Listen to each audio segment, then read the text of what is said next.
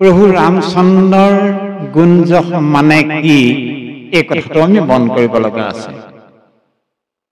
গোস্বামী তুলসীদাস মহাৰাজে হিন্দী ভাষাত ৰামায়ণ লিখিলে, যাক কোৱা হয় তুলসীদাসী ৰামায়ণ। তুলসীদাস এনেকুৱা এজন লোক যিজনৰ অত্যন্ত বিষয়াসক্ত এজন মানুহ। গোস্বামী তুলসীদাসে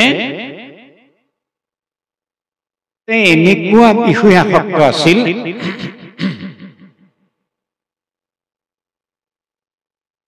পৰিবাৰগৰাকীৰ নাম আছিল হুলচী।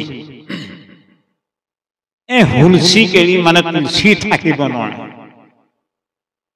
এদিনাখন হুলচী মাক দেউতাকৰ ঘৰলৈ গ'ল।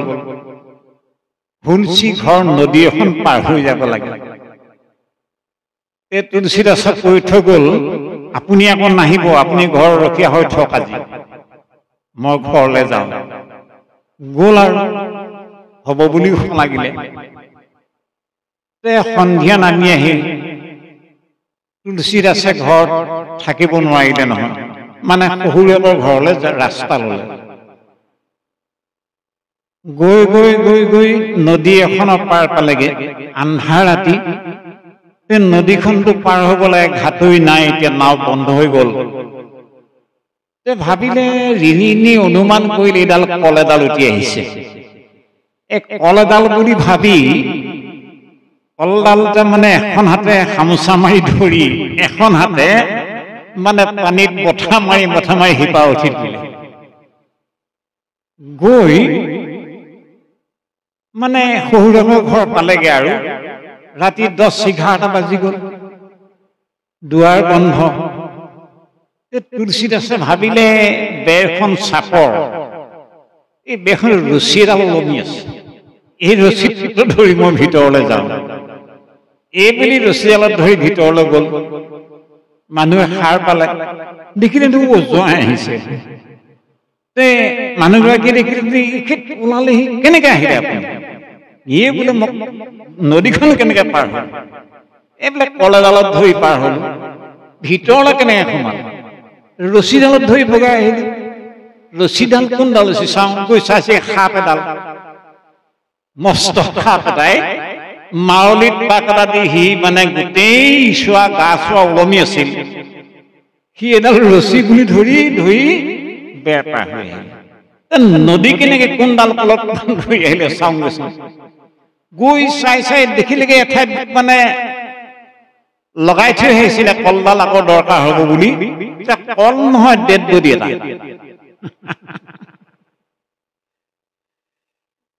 হুলচীয়ে ইমান গালি পাৰিলে, আপুনি মোৰ কাৰণে ইমান আসক্ত, আপুনি যদি ৰামচন্দ্ৰৰ কাৰণে অকণমান আপোনাৰ প্ৰেম হলতেন, ভক্তি হলতেন, কিয় মোৰ কাৰণে, মোৰ নিচিনা ইমান লেতেৰা এটা নশ্বৰ দেহৰ কাৰণে আপোনাৰ এই মানসিকতা, এই অৱস্থা? ৰামচন্দ্ৰৰ কাৰণে আপুনি অকণমান কিবা এটা ভাবিব নোৱাৰে? তুলসীদাসৰ মনত দকৈ লাগি গ'ল খাচ। এদিন আছে আৰু তুলসীদাস নদীত স্নান কৰিবলৈ গ'ল। গৈ দেখিলেগে যে শিল এটা, আইসকলে পানী বুৰাই শিলটোৰ ওপৰত কলহ থওঁতে শিলটো ক্ষয় গৈছে, মানে গাত এটা হৈ গ'ল। কলহ থওঁতে শিলটো যদি ক্ষয় যাব পাৰে, মই ঈশ্বৰৰ কাৰণে ভাবোতে কিবা এটা কৰিব পাৰিম। এই বুলি ৰামচন্দ্ৰ প্ৰভুৰ চৰিত্ৰ লিখিবলৈ মন কৰিলে। কাম আৰম্ভ হ'ল, প্ৰভুৰ কৃপা হ'ল আৰু সম্পূৰ্ণ ৰূপত ৰূপায়িত কৰিলে ৰামায়ণ গ্ৰন্থ, যাক কোৱা হয় তুলসীদাসী ৰামায়ণ। গোস্বামী তুলসীদাসে ৰামায়ণ গ্ৰন্থ ভাগত ৰামচৰিত্ৰৰ বিষয়ে প্ৰকাশ কৰিছে। মংগল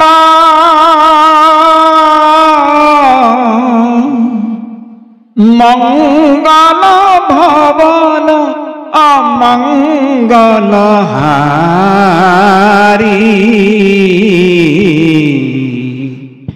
উমা সহিত যোগী জপত পুৰাৰী। মন কৰকচোন, ৰামচন্দ্ৰৰ গুঞ্জ মানে মংগল ভৱন বুলি কৈছে।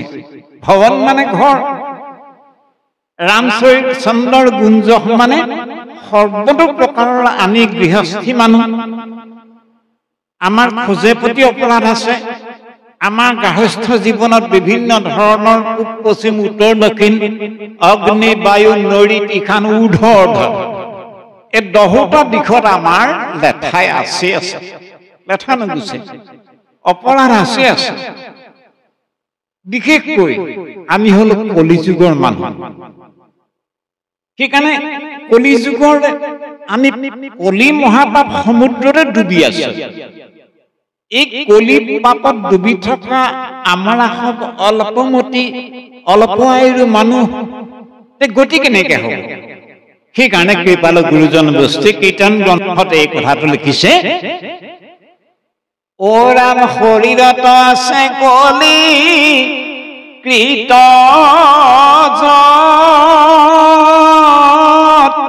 দোষ, প্ৰথমে গুচুক কৰা হৰি হৰি ঘোষ। আমাৰ শৰীৰত কলিকৃত ছিদ্ৰ আছে, পাপ আছে।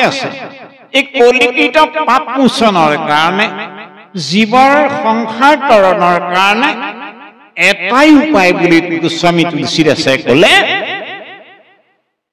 ৰামচন্দ্ৰৰ গুঞ্জ শ্ৰৱণ কীৰ্তন।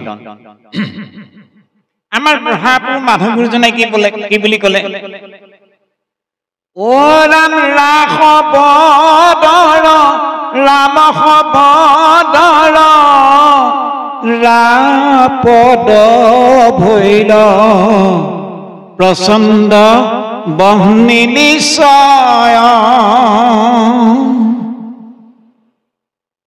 ম বায়ু অধম অৰণ্য দহিয়া ভস্ম কৰ। ৰাম শব্দৰ ৰা পদে প্ৰচণ্ড বহ্নি বুলি কৈছে, আৰু ম পদে মহাবায়ু বুলি কৈছে। যেনেকৈ অগ্নি যেতিয়া কৰবাত লাগি যায় আৰু যদি পটাচাৰি বলিল, তেতিয়াহ'লে সহজেই অগ্নিয়ে দাহ কৰা কামটো কৰি পেলাই, যিদৰে ঠিক ৰাম শব্দৰ ৰা পদে প্ৰচণ্ড বহ্নি আৰু ম পদে মহাবায়ু, অতি বেগৱান বায়ু। গতিকে এনেহেন ৰাম শব্দ উচ্চাৰণ হোৱাৰ লগে লগে মানুহৰ হেনো যিমান বিলাক যাগ যজ্ঞ দান দক্ষিণা শ্ৰাদ্ধ পিণ্ড তীৰ্থ ভ্ৰমণ, যিমান বিলাক ধৰ্মমূলক কাম কৰি উপাৰ্জন কৰিব লগা পুণ্য থাকে, সমস্ত পুণ্য হেনো ৰামচন্দ্ৰৰ গুঞ্জতে মূৰ্তিমন্ত হৈ যায় বুলি কৈছে। নম্বৰ 2 নম্বৰত, যিমান বিলাক আমাৰ অপায় অমংগল আছে, সকলো প্ৰকাৰৰ অপায় অমংগল দূৰ কৰাৰ একমাত্ৰ অভেদ্য কবচল ৰামচন্দ্ৰৰ নাম।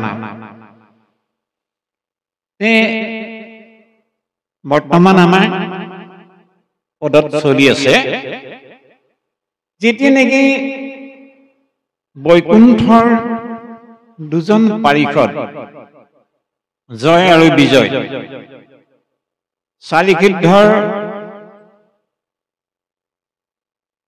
যোগেদি শাপগ্ৰস্ত হৈ প্ৰথম জন্ম লাভ কৰিব লগা হ'ল হিৰণ্যকশিপু আৰু হিৰণ্যাক্ষ সত্য যুগতে। আকৌ সেই হিৰণ্যাক্ষ আৰু হিৰণ্যকশিপু ভগৱন্ত বস্তুৱে নিসিংহ ৰূপ ধাৰণ কৰিব লগা হ'ল হিৰণ্যাক্ষক পঢ়িবৰ কাৰণে বৰাহৰ ৰূপ ধাৰণ কৰিব লগা হ'ল শান্তি প্ৰতিষ্ঠা কৰিলে আকৌ 3 জন্মৰ কাৰণে যেহেতু বাক্য হৈ আছিল জয় আৰু বিজয় ভগৱন্ত বস্তুৱে কৃপা বাণী প্ৰকাশ কৰিছিল জয় আৰু বিজয় তোমালোক যেহেতু শাপগ্ৰস্ত হলা তোমালোকে যদি ভক্তিভাৱে মোক চিন্তা কৰা 7টা জন্মৰ পিছত বৈকুণ্ঠ ধাম ওলাবহি পাৰিবা বৈৰভাৱে চিন্তা কৰিলে 3 জন্মতে মোৰ এই বৈকুণ্ঠ ধাম লাভ কৰিব পাৰিবা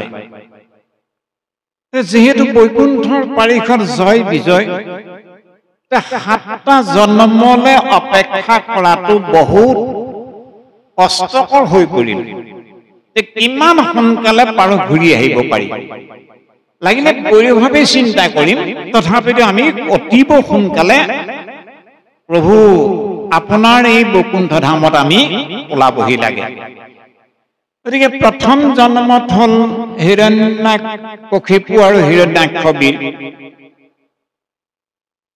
তেওঁলোকক নিপাত কৰিলে সত্য যুগতে এটা যুগ আহিল এটা যুগত সেই হিৰণ্যকশিপুৰ হিৰণ্যাক্ষই বিশ্বসভা ঋষিৰ গৃহত ৰাৱণ আৰু কুম্ভকৰ্ণ ৰূপে জাত হ'ল এতিয়া ৰাৱণে ব্ৰহ্মাৰ বৰত বলিয়ান হৈ স্বৰ্গ মৰ্ত্য পাতাল সমস্ত লোকালোকত প্ৰভাৱ বিস্তাৰ কৰিলে যাৰ প্ৰভাৱত স্বৰ্গৰ দেৱতাসকলে থকাৰ শান্তি নোহোৱা হ'ল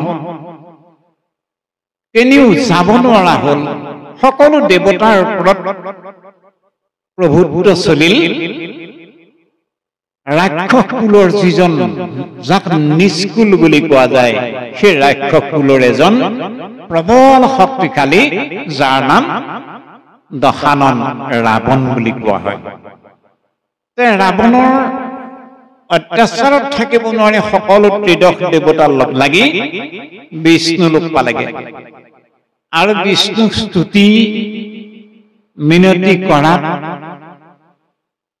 ভগৱন্ত বিষ্ণুৱে আশ্বাস দিলে যে মই উন্নতি পলমে দশৰথৰ গৃহত মই 4 অংশে জাত হমগে হে দেৱগণৰ মধ্যত হে বৃহস্পতি মহামান্য বৃহস্পতি গুৰু তুমিতো মোৰ কথা জানা দেৱতাসকলে পাহৰিব পাৰে নাজানিব পাৰে তুমিতো ভালদৰে জানা গতিকে মই অতি সোনকালে অযোধ্যাত ৰাম লক্ষ্মণ ভৰত শত্ৰুঘ্ন 4 অংশে দশৰথৰ গৃহত জন্ম লমগে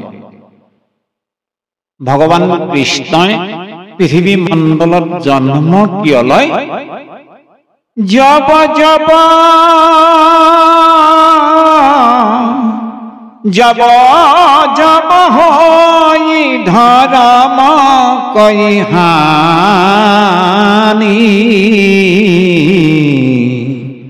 বাৰহিয়া ধৰ্ম অনীতি অভিমানী করহিয়া নীতি যাই নাহি বরণী করহিয়া নীতি যাই নাহি বরণী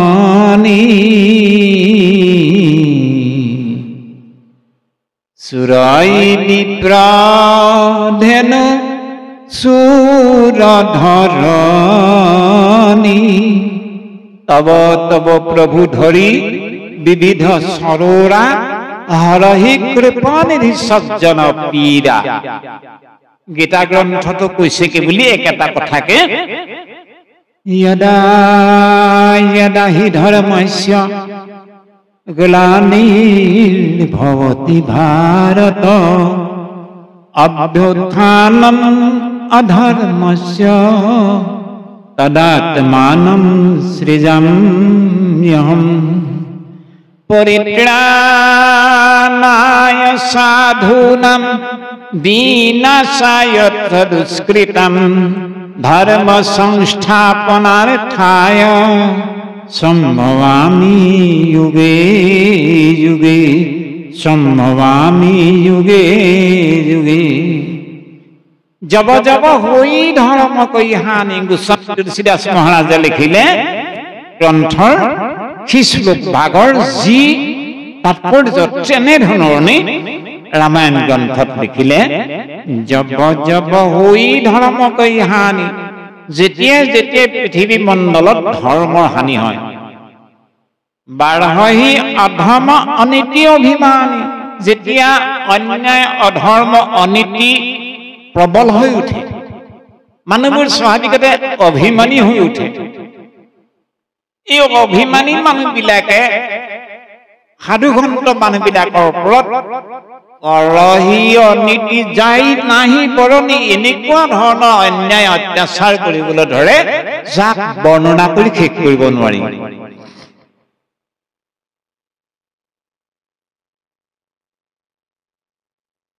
আৰু তব তব প্ৰভু ধৰি বিবিধ চৰোৰা, তেতিয়া তেতিয়াই প্ৰভু ভগৱন্তই বিভিন্ন ধৰণৰ ৰূপ ধাৰণ কৰি হৰহি কৃপানিধি সজ্জন পীৰা, সাধুসন্তসকলৰ দুখ দূৰ কৰি, ধৰ্মক প্ৰতিষ্ঠা কৰি, অধৰ্মক বিনাশ কৰি, আৰু সাধু সমস্তক ভকত বৈষ্ণৱ সমস্তক পৰিত্ৰাণ কৰিবৰ কাৰণে ভগৱন্ত বস্তু যদিও বা আকাৰ নাই, তথাপিতো আকাৰ ৰূপ ধাৰণ কৰে। ভগৱন্ত বস্তু যদি সদা সৰ্বদাই কাৰণে কাৰণত যদি সাকাৰ নহলহেঁতেন, নিৰাকাৰে হৈ থাকিলহেঁতেন, তেতিয়াহ'লে ঈশ্বৰ নামৰ বস্তুটোৰ কাৰণে আমাৰ মানুহৰ সমাজত ই এক অবুজ সাঁথৰ নিচিনা হৈ থাকিলহেঁতেন। সেইকাৰণে পঢ়াৰপুৰ মাধৱ গুৰুজনাই ভগৱন্ত বস্তু যাৰ নেকি কোনো আকাৰ নাই, কিয় আকাৰ ধাৰণ কৰে, কিয় ৰূপ ধাৰণ কৰে, এই সম্পৰ্কত সেইজোপা ঘোষাত যে ক'লে, অবেদৰ গুপুত বিত নাৰায়ণ দয়কৃত হন্তে সাক্ষাতে ভৈলা বিদিত, জীৱৰ তাৰণ হেতু নাৰায়ণ প্ৰচাৰিলা নিজ যশোধৰ বিপৰীত। বেদৰ পুত্ৰ বিত্ত নাৰায়ণ ভগৱান কৃষ্ণ। বেদেও যাক চিন্তা কৰি সীমা কৰিবগৈ নোৱাৰে, বেদেও যাক বিচাৰি বিচাৰি পাৰ নাপায়গে, তেনেহেন এজন ঈশ্বৰ যাক ঋষিমুনিসকলে হাজাৰ হাজাৰ বছৰ ধ্যান কৰি কৰিও উপায় উলিয়াবগৈ নোৱাৰে, এনেকুৱা এজন অব্যক্ত ঈশ্বৰ হোৱা স্বত্তেও দৈৱকৃত হন্তে সাক্ষাৎ বিদিত হল।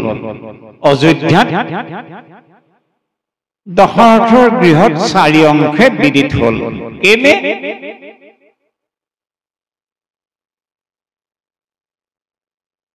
জীৱৰ তাৰণ কাৰণে হেতু নাৰায়ণে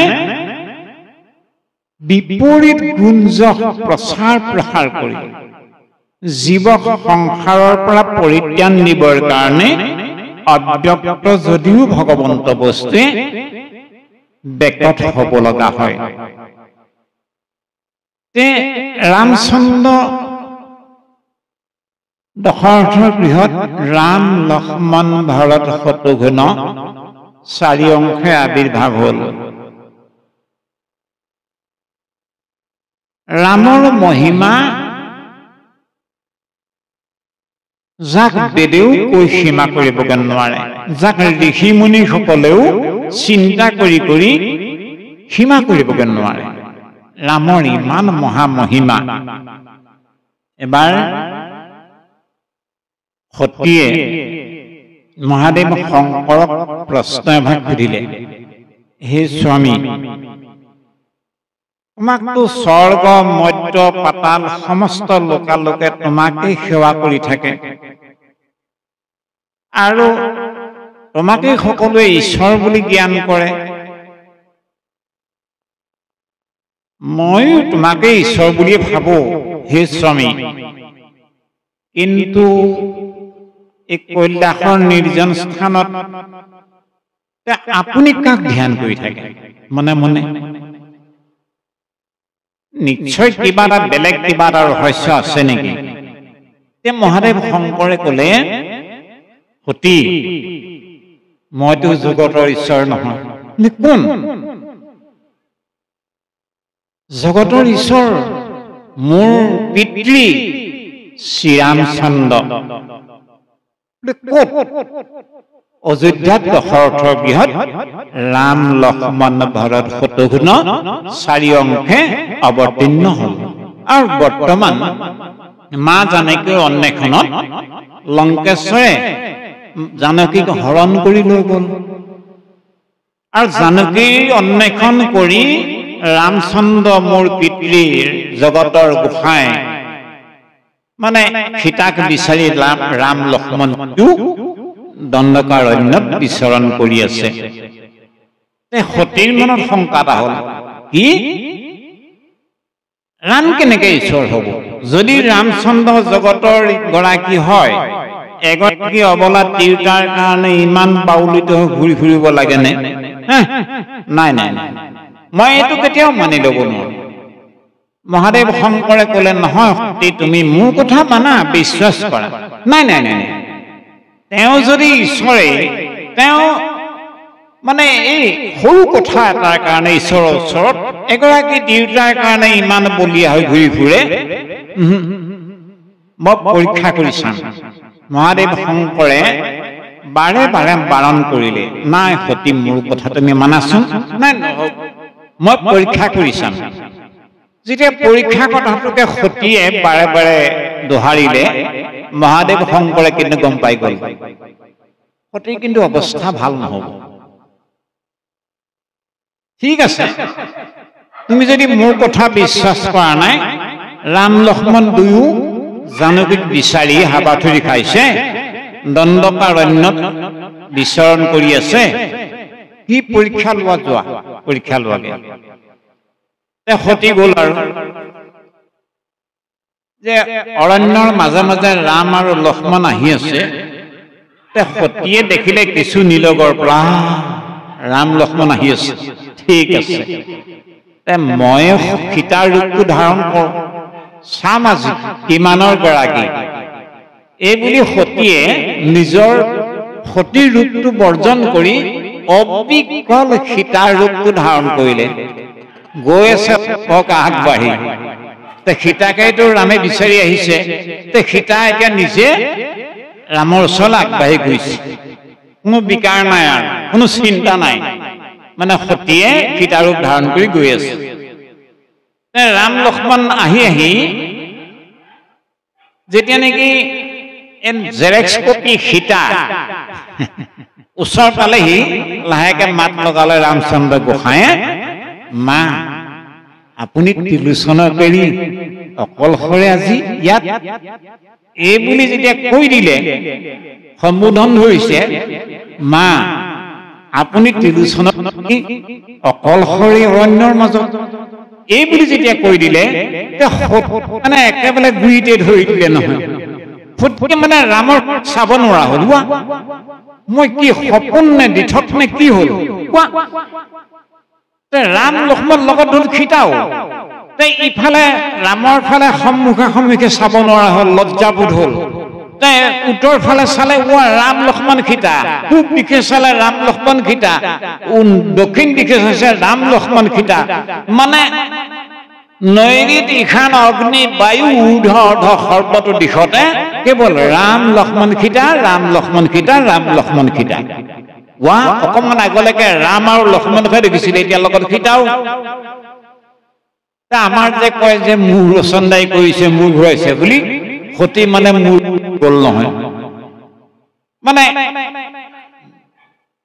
সতীয়ে এনেকুৱা এটা অৱস্থা হ'ল মানে বহি দিলে আৰু চকুত মুদি চকুখন মুদি সতী বহি দিলে ভগৱান ৰামচন্দ্ৰই ভাবিলে বৰ ডাঙৰ কথা হ'ব ইমান এটা মায়া সম্বৰণ কৰা ভাল নহ'লে মহাদেৱ শংকৰৰ ওচৰত মইহে অপৰাধী হ'ম সতীয়ে চকু মুদি বহি আছে ৰাম নাই লক্ষ্মণ নাই সীতাও নাই পূব দিশে নাই পশ্চিম দিশে নাই নৈ দিশান অগ্নি বায়ু কোনো দিশত ৰাম লক্ষ্মণ এতিয়া সীতা অদৃশ্য হৈ গ'ল নাইকিয়া হ'ল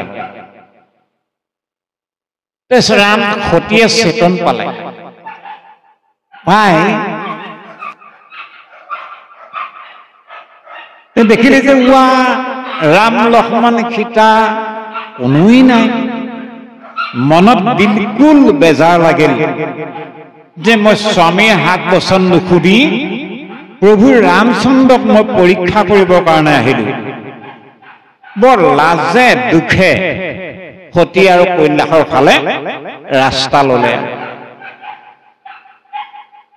মহাদেৱ শংকৰৰ ওচৰ পালেগে মহাদেৱ শংকৰে সুধিলে পৰীক্ষা ললা নাই নাই স্বামী আপোনাৰ কথাকে মান্যতা কৰি মই নীলগৰ পৰাই সেৱা এটিহে ধৰি আহিলো মহাদেৱ শংকৰে চিচৰাম কি যে আইসকলক এটা কলংক দিছে দেই মহাদেৱ শংকৰে যে নাৰী জাতি কি যে মিছলীয়া সেইখিনিতে পৰীক্ষাটো লৈ এডোখৰ দিলেহি কৰি যে নাই নাই স্বামী মই পৰীক্ষা কি নীলগৰ পৰা আপোনাৰ কথা মানি সেৱা ভাগে জনালো ইমান মিছা কথা নম্বৰ 2 নম্বৰ সতীয়ে পৰীক্ষা ললেগে ৰামচন্দ্ৰ গোসাঁই মোৰ পিতৃ আৰু মা জানকী মোৰ মাতা মোৰ মাতৃ ৰূপ ধাৰণ কৰিলে মই কেনেকে অৰ্ধাংগিনী হিচাপে গ্ৰহণ কৰো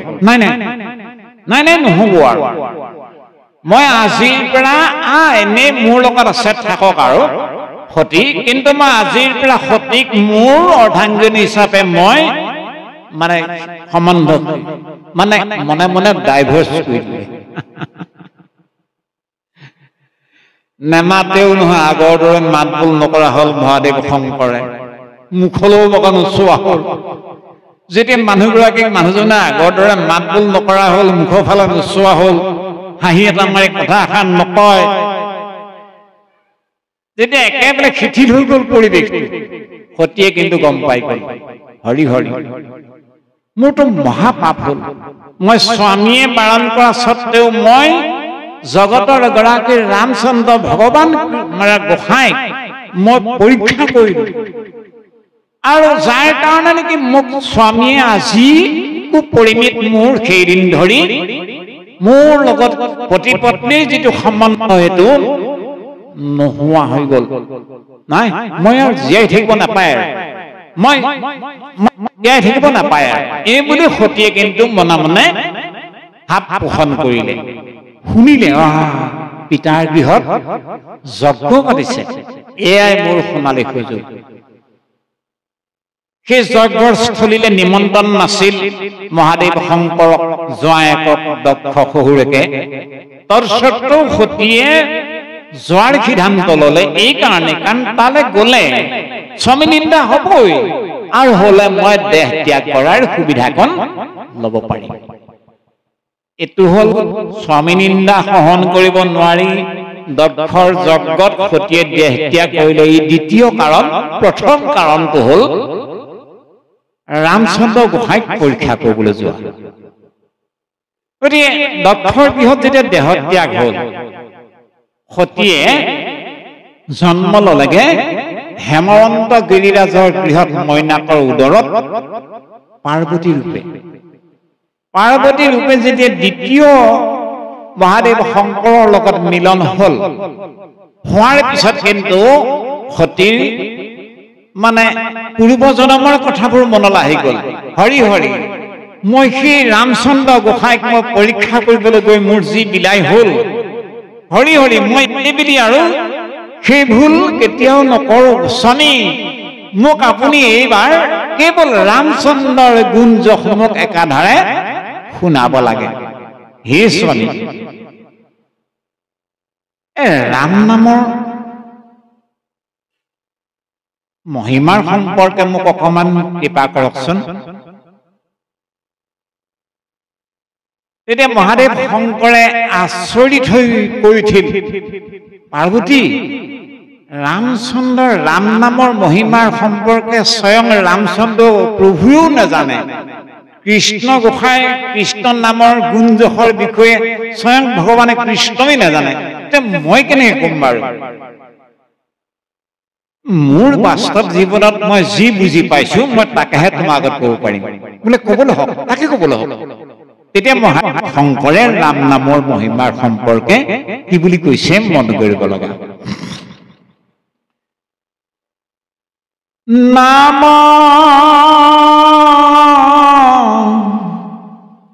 পাৰ্বতী চোৱাচোন, নাম প্ৰভাৱ নাম প্ৰভাৱ শম্ভু অবিনাশী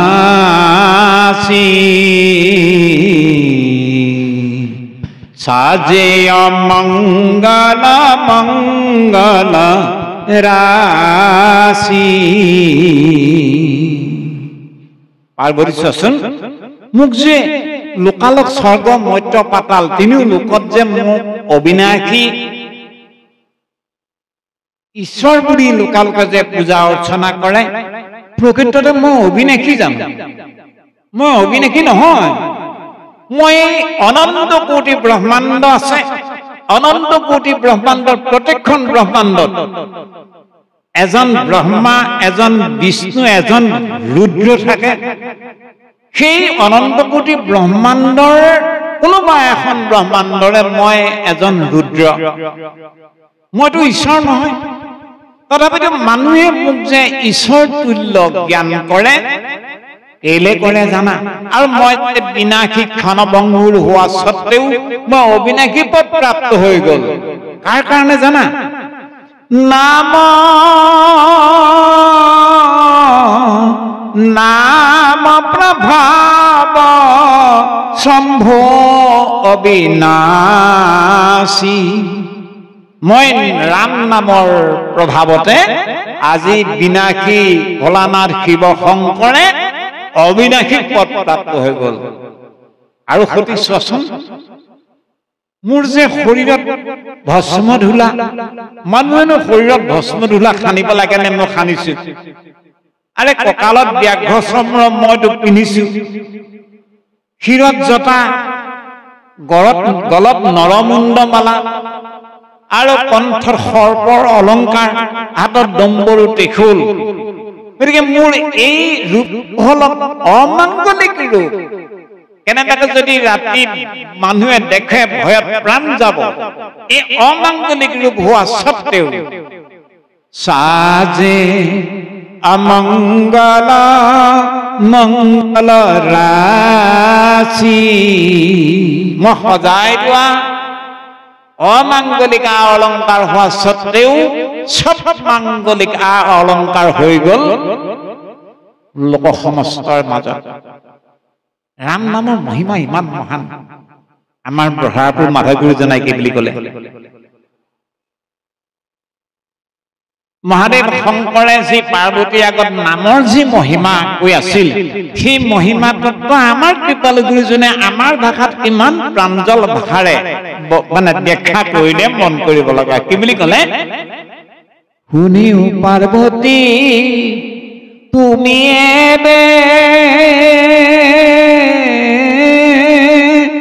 ৰাম ৰাম যেবে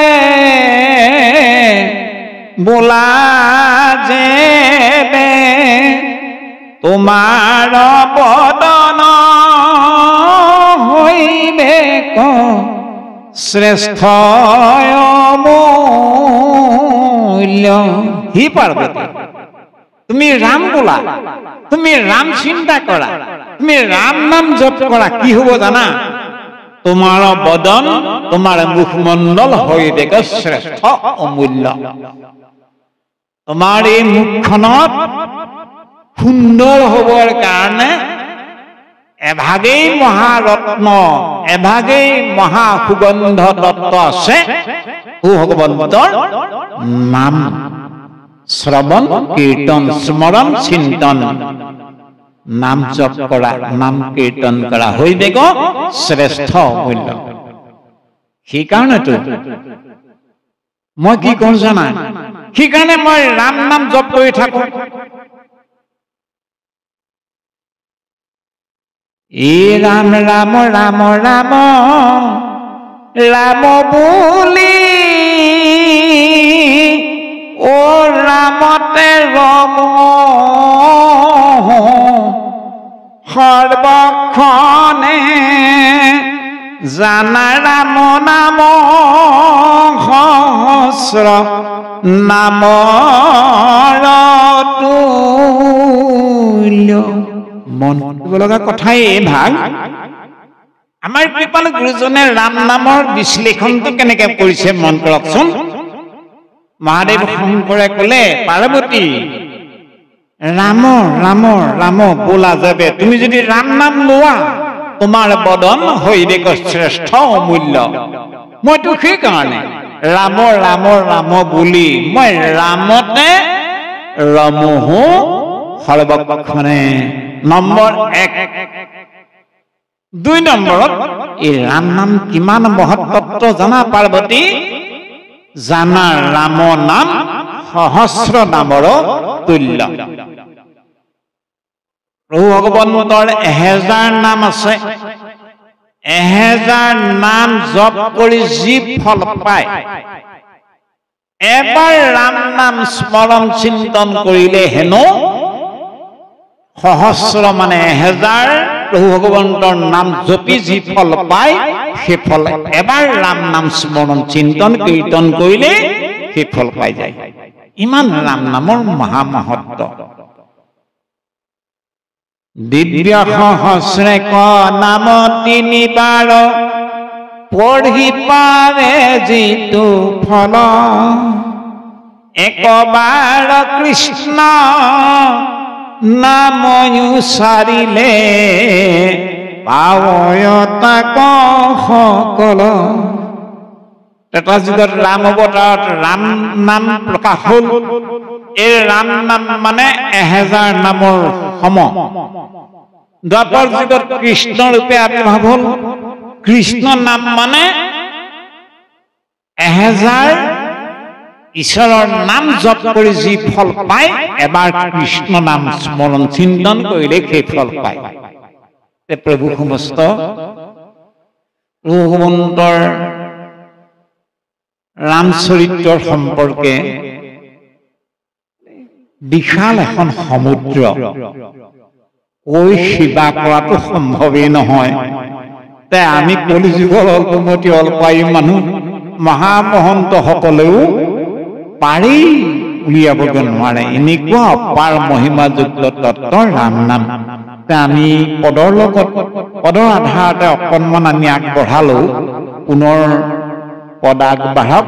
পৰৱৰ্তী সময়ত আকৌ আমি আধৰাৰ কাৰণে প্ৰয়াস কৰিম। কৃষ্ণ।